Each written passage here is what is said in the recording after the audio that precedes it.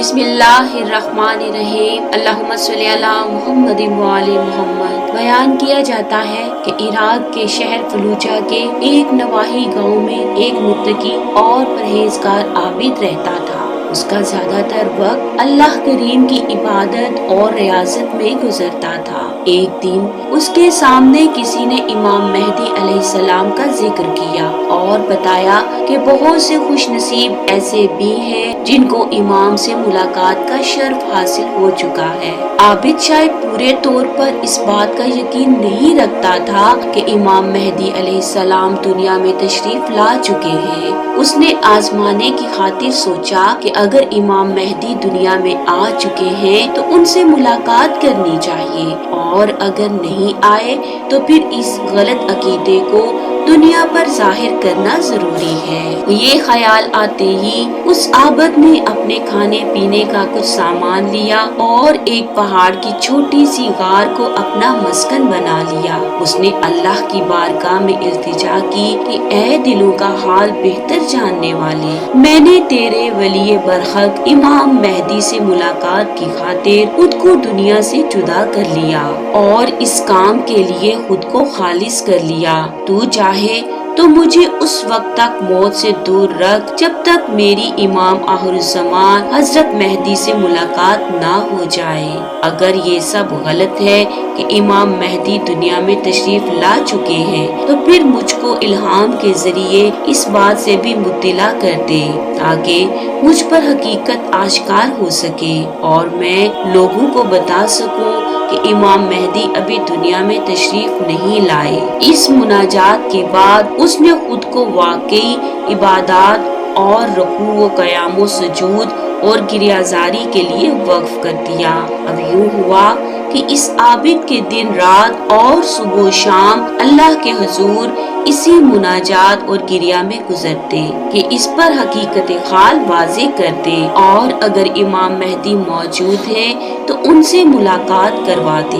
उसने बहुत से दिन और बहुत सी रातें इसी हालत में गुजार दी। आखिर जब उसे ये चिल्ला काटते हुए 4 माह और कुछ दिन हो गए थे, एक रात निस्फ शब के करीब उसे एक सदा सुनाई दी। ऐ फुला बिन फुला आबिद, कल नमाज़े ज़ोहर के बाद फुला शहर के तांबा बाजार में चले जाना और वहाँ फुला नाम के दुकानदार का पूछ लेना, तेरी ख्वाहिश पूरी कर दी जाएगी। सुबह हुई तो आबिद बताए गए शहर में पहुँच गया और किसी से पूछकर तांबा बाजार का रुख कर लिया। अब वो यहाँ उस दुकानदार की दुकान तलाश कर रहा था जिसकी दुकान पर जाने का उसे हुक्म दिया गया था। आबिद ने उस बाजार में एक बूढ़ी औरत को देखा जो तांबे की एक देगची पकड़े हुए थी और उसे हर तांबा साज को दिखा रही थी। वो इस देगची को बेचना चाहती थी। वो जिस तांबा साज को अपनी देगची दिखाती वो उसे तोल कर कहता, माँ जी इस देगची के 4 रियाल मिलेंगे।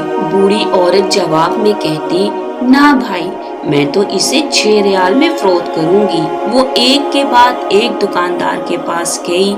कोई उसे 3 रियाल और कोई 4 रियाल कीमत बताता। कोई दुकानदार उसे 4 रियाल से ज्यादा देने पर तैयार न था। आखिरकार बुढ़िया एक और दुकानदार के पास पहुंची जिसके हाथ काम में और लब जिक्र इलाही में मसरूफ थे। बूढ़ी औरत ने उसे मुखातिब किया और कहा, मैं ये बर्तन बेचने के लिए लाई हूँ और मैं इसे 6 रियाल में बेचूंगी, क्या आप 6 रियाल देंगे? तांबा साज ने बूढ़ी औरत की तरफ देखा और धीमे लहजे में पूछा, 6 रियाल ही क्यों? बूढ़ी औरत ने दिल की बात बताते हुए कहा, मेरा बेटा बीमार है, तबीब ने उसके लिए नुस्खा लिखा है जिसकी कीमत 6 रियाल है। तांबा सास ने देगची लेकर कहा, अम्मा जी, मगर ये देगची तो बहुत उम्दा और नहायत कीमती है। अगर आप इसे बेचना चाहती हैं तो मैं इसे 25 रियाल में खरीद लूंगा।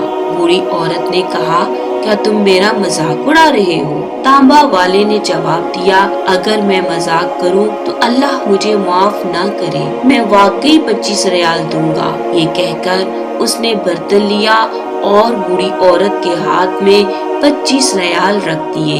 बूढ़ी औरत बहुत हैरान हुई। वो दुआएं देती हुई जल्दी अपने घर की तरफ चल पड़ी।